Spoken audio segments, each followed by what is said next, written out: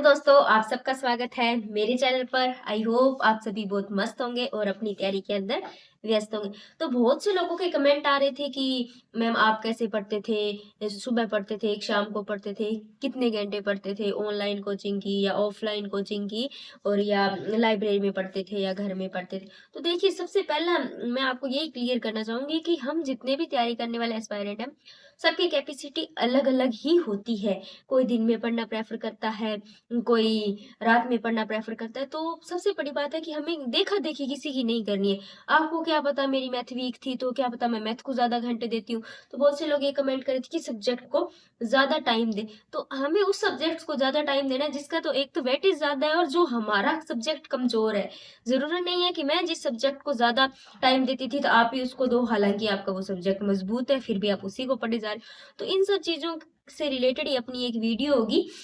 तो क्या main topic ये रहेगा, क्या 10 से 12 घंटे पढ़ने वाला ही सफल होता है क्या, ये उससे रिलेटेड अपनी वीडियो होगी। तो इससे पहले मैं आपसे 3-4 पॉइंट डिस्कस करना चाहूंगी। पहला तो पॉइंट मैंने आपको कह ही दिया कि जो सबकी कैपेसिटी है ना, वो अलग अलग होती है।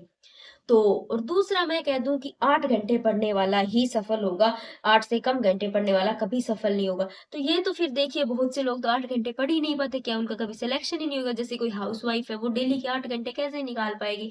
या कोई ऑफिस का वर्क करते हैं जो 10 से 4, तो ऑफिस से आते आते उनको 5 बज जाते हैं, फिर घर का अकेले रहते हैं तो खाना वगैरह बनाते हैं, वो 8 घंटे कैसे निकालेंगे। तो इसका मतलब तो उनको तैयारी ही नहीं करनी चाहिए। तो ये कुछ नहीं है कि 8 घंटे पढ़ने वाला ही सेलेक्ट होता है। तो कुछ लोग 4 घंटे में उतना मैटर पढ़ देते हैं और कुछ लोग 8 घंटे किताब सामने लेके बैठे रहते हैं और ध्यान कहीं और होता है। तो आप ये देखिए कि जो स्टडी का टाइम से ज्यादा आपका जो उसके अंदर अनुशासन है, आपका जो उसके अंदर जो पढ़ने की क्वालिटी है वो कितनी है, क्वांटिटी से ज्यादा क्वालिटी मैटर कर रही है इसके। और तीसरा अपन देखें कि अपन बहुत से टॉपर्स का भी इंटरव्यू देखते हैं जो कहते हैं कि हम 12-12, 16-16 घंटे पढ़ रहे थे। देखिए, बहुत से लोग पढ़ लेते होंगे, लेकिन मेरा मानना है कि जितनी क्वांटिटी ज्यादा हो जाएगी ना, उतनी क्वालिटी डाउन होती चली जाएगी। तो जरूरी नहीं है कि आप भी 16-16 घंटे ही निकालो, उससे कम निकालोगे तो आपका सिलेक्शन नहीं होगा। उसके बाद में एक है कि अगर 10 घंटे पढ़ने से ज्यादा जरूरी है 7 घंटे सोना। लगभग हमारे शरीर जितना कम थका हुआ होगा ना, उतना ही हम अपन माइंड को आउटपुट, अच्छा इनपुट दे पाएंगे, फिर वो हमें याद करके उसका आउटपुट देगा। एग्जाम, हालांकि एग्जाम के टाइम आप 6 घंटे सो जाइए, लेकिन फिर भी 6 घंटे की नींद शरीर को जरूरी है। हाँ, आप रोज थोड़ा 10 से 12 दिन ज्यादा एक्टिव रह सकते हो उन चीजों को लेकर, लेकिन फिर जैसे जैसे आपकी बॉडी थकान फील करेगी तो आप फिर बीमार हो जाओगे, तो वो 10 से 12 दिन वैसे डाउन चले जाएंगे। इससे अच्छा है आप 1 घंटा सोने का एक्स्ट्रा बढ़ा दो। अब बात करते हैं कि कितने घंटे पढ़ना चाहिए। तो घंटे, मेरा मानना है कि आपको डेली पढ़ना है। भला ही आप 4 घंटे पढ़ो, लेकिन डेली पढ़ो। 5 से 7 दिन आपने 10 घंटे पढ़े, फिर आपने 10 दिन किताब ही नहीं उठाई, तो इस पढ़ाई का फिर कोई मतलब नहीं है। आप डेली पढ़ो, भले ही 4 घंटे पढ़ो। अब जो वैकेंसी का, अगर आप मान लो किसी सेकंड ग्रेड की किसी भी चीज की तैयारी कर रहे हो और उसकी मान लो वैकेंसी नहीं आई, तो आप डेली 4 से 5 घंटे पढ़िए, इतना एनफ है। उसके बाद में आप अपने क्विज लगा लीजिए, वो चीजें कर लीजिए। अगर एग्जाम का टाइम आ रहा है तो आप 7 से 8 घंटे पढ़ लीजिए। अब बहुत से लोग बोलेंगे 7 से 8 घंटे बहुत कम है, लाइब्रेरी के अंदर तो लोग 10-10 घंटे पढ़ते हैं। देखिए, लाइब्रेरी के अंदर हम पढ़ते हैं ना, तो आप नोट करना एक बात कि टाइमर लगाकर पढ़ना। तो आप उसके अंदर वॉशरूम जाने का, खाना खाने का, चाय पीने का, डिस्कशन का, ये टाइम निकालोगे ना, तो ये 7-8 घंटे ही बैठेंगे। क्योंकि अगर हमें दूसरों को कुछ लगता है ना, जिनको लग रहा है कि मैं तो बहुत कम बता रही हूँ 7 से 8 घंटे, तो आप अपने घर पे अपने फोन के अंदर टाइमर लगा के फिर पढ़ के देखना, आपके घंटे इन्हीं के दौरान आएंगे।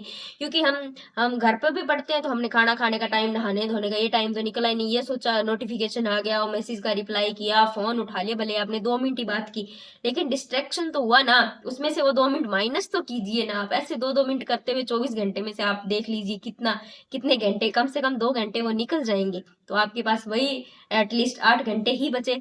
और उसके बाद में आ जाएगा कि पेपर आप सॉल्व करो ना, तो आप जैसे पेपर के अंदर आप ऐसा मानो कि जैसे जो टॉपिक आप पिछला पेपर देखोगे ना, तो आपको आइडिया लग जाएगा कि कौन से सब्जेक्ट को ज्यादा प्रेफरेंस देनी है, सब्जेक्ट के अंदर भी कौन से टॉपिक को ज्यादा प्रेफरेंस देनी है।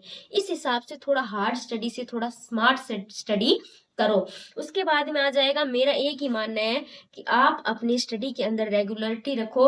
अगर आपको सुबह जल्दी उठकर किसी को ये लगता है कि जल्दी उठने वाले का ही सिलेक्शन होगा, लेट शाम को लेट तक पढ़ने वाले का सिलेक्शन नहीं होगा, तो ऐसा बिल्कुल मिथ है। लेकिन फिर भी अगर आपको लगता है कि मुझे जल्दी उठ के ही पढ़ना है, थोड़ा ये होता है कि सुबह के टाइम जब हम 5 साढ़े 5 के आस-पास पढ़ते हैं, तो उस वक़्त आधे से ज़्यादा, अब सर्दियों का टाइम है तो बहुत से लोग सो रहे हैं, तो उस समय डिस्ट्रैक्शंस कम होते हैं कि फ़ोन में किसी का कोई मैसेज का रिप्लाई देने वाला नहीं होगा, ना किसी को कॉल करेंगे तो कोई कॉल उठाएगा। तो वो उस टाइम आप अपना एक आप सो के उठोगे तो माइंड फ्रेश होगा। इसके लिए ये होगा कि आपको रात को जल्दी सोना होगा।